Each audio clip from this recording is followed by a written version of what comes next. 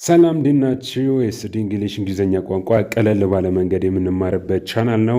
ዛሬ ክፍል 45ን ይዘንላችሁ መጥተናል። በዛሬው ትምህርታችን 618 እናደርሳለን። ምኑን? የቋንቋ ክምችቶቻችንን። በቀጥታ ወደ ትምህርቱ ልውሰዳችሁ።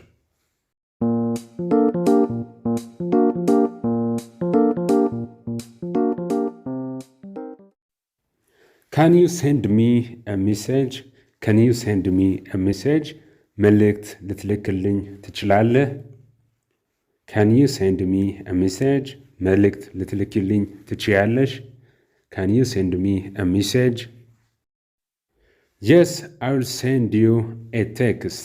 Yes, I will send you a text. አዎ ጽሑፍ እልክልሃለሁ፣ እልክልሻለሁ። Yes, I will send you a text. አዎ እልክልሃለሁ፣ እልክልሻለሁ። ምን? ቴክስት ወይም የእጅ ጽሑፍ።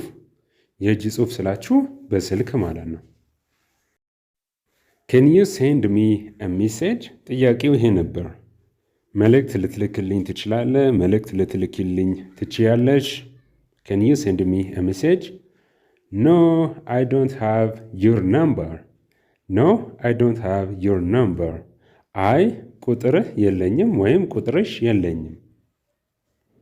No, I don't have your number. ቁጥርህ የለኝም፣ ቁጥርሽ የለኝም። መልእክት ለመላክ ሚሴጅ ለመላክ ምን ያስፈልጋል? ስልክ ቁጥር ያስፈልጋል። ስለዚህ ስልክ ቁጥር የለኝም፣ ስለዚህ አልክም ነው። No, I don't have your number. How often do you check your email? How often do you check your email? ኢሜልህን ምን ያህል ጊዜ ቼክ ታደርገዋለህ፣ ታረጋግጠዋለህ? ምናልባት አዳዲስ መልእክቶች ገቡልኝ አልገቡልኝ ብለህ ትመለከተዋለህ። ወይም ደግሞ ሴትም ኮሽ እኔ ለወንድ አድርጌ ካወራሁ ለሴትም ይሆናል።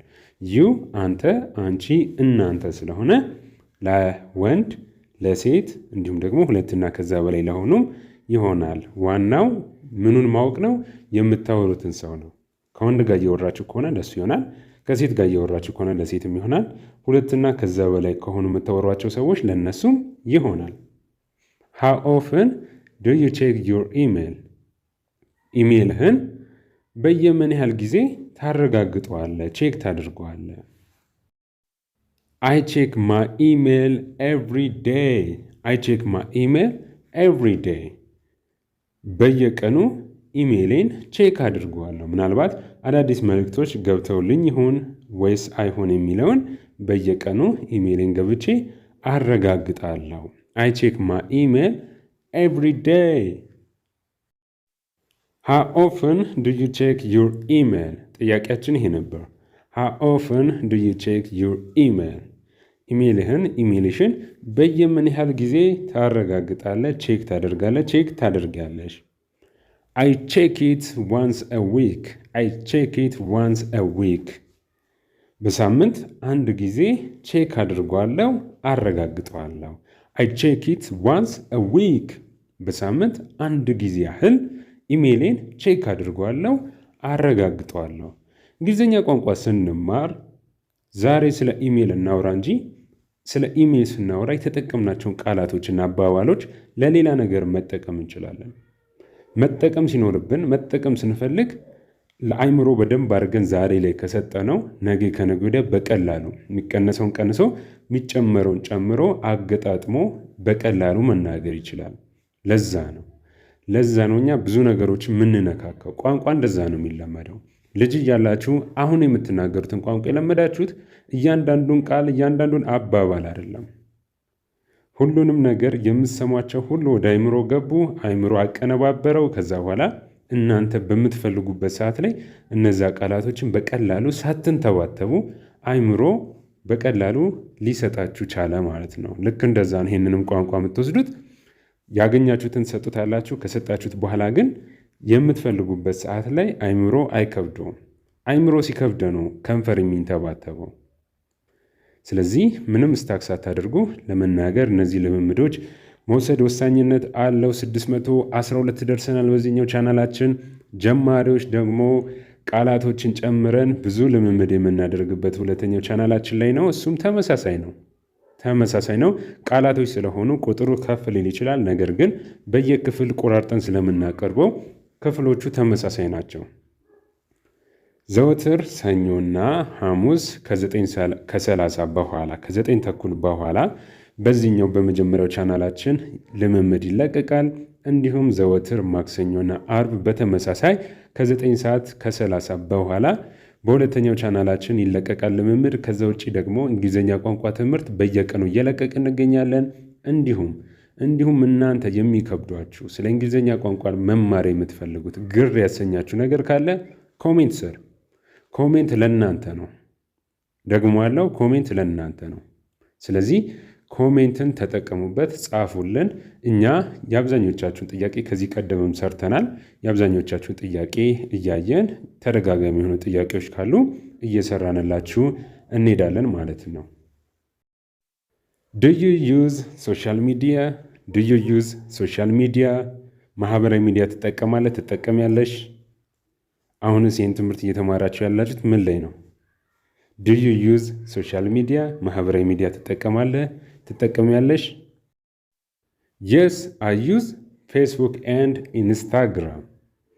እንዲሁም አጠር አድርገው ነው ተጠቃሚዎቹ የሚገልጹት። ፌስቡክን ኤፍቢ ይሉታል፣ እንዲሁም ደግሞ ኢንስታግራምን ደግሞ አይጂ ይሉታል። የስ አይ ዩዝ ኤፍቢ ኤንድ አይጂ ማለት ትችላላችሁ። ከዛም ባለፈ ደግሞ ሶሻል ሚዲያ ውስጥ ይካተታሉ። ዩቲዩብ፣ ሁለቱ ቻናሎቻችን በዩቲዩብ ነው ያሉት። ትምህርቶችን መሰረታዊ የሆኑ ትምህርቶችን ከጥልቅ ማብራራት ጋር የምንሰጥባቸው ቻናሎቻችን ናቸው። ከዛ ባለፈ ደግሞ በእናንተ ጥያቄ መሰረት እኛ ቲክቶክ እንጠቀማለን፣ እዛ ላይ የእናንተን ትምህርቶች መከታተል እንፈልጋለን ባላችሁን መሰረት እዛ ላይም አጫጭር ቪዲዮዎች ይለቀቃሉ። ከዛ ባለፈ ደግሞ ቴሌግራም ላይም በእናንተው ጥያቄ መሰረት መተናል። ኤስሊ እንግሊሽ ብላችሁ በምትወዷቸው ሶሻል ሚዲያ አማራጮች የእኛ ትምህርቶች ማግኘት ትችላላችሁ። ዱ ዩ ዩዝ ሶሻል ሚዲያ? ጥያቄያችን ይሄ ነበር። ሶሻል ሚዲያ ትጠቀማለህ? ትጠቀሚያለሽ? ኖ አይ ፕሪፈር ናት ቱ ዩዝ ኢት። ኖ አይ ፕሪፈር ናት ቱ ዩዝ ኢት። አለመጠቀምን እመርጣለሁ። በነገራችን ላይ ሁሉም ሰው ሶሻል ሚዲያ ይጠቀማል ማለት አይደለም። ብዙ የማይጠቀሙ ሰዎች አሉ። ምላሾችን ሁልጊዜም እኛ የምንመለከተው በፖዚቲቭም በኔጌቲቭም ነው። እንደገና ደግሞ ጥያቄውንም በደንብ አድርጋችሁ በሁሉም ወገን ያለውን እንድታዩት እንድትመረምሩት ነው። ዋት ኢዝ ዩር ኢሜል አድሬስ? የኢሜል አድራሻ ምንድን ነው? የኢሜል አድራሻሽ ምንድን ነው? ማይ ኢሜል ኢዝ፣ ከዛ በኋላ እናንተ የኢሜል አድራሻችሁ ነው የምታስቀምጡት። ይሄ ምሳሌ ነው። አብዛኛው ጊዜ ጂሜል ጉግል ፍሪ የኢሜል አካውንት ስለሚሰጥ @gmail.com ነው ብዙ ጊዜ የተለመደው። እኔ ግን የሁሉንም እንድታውቁት ነው።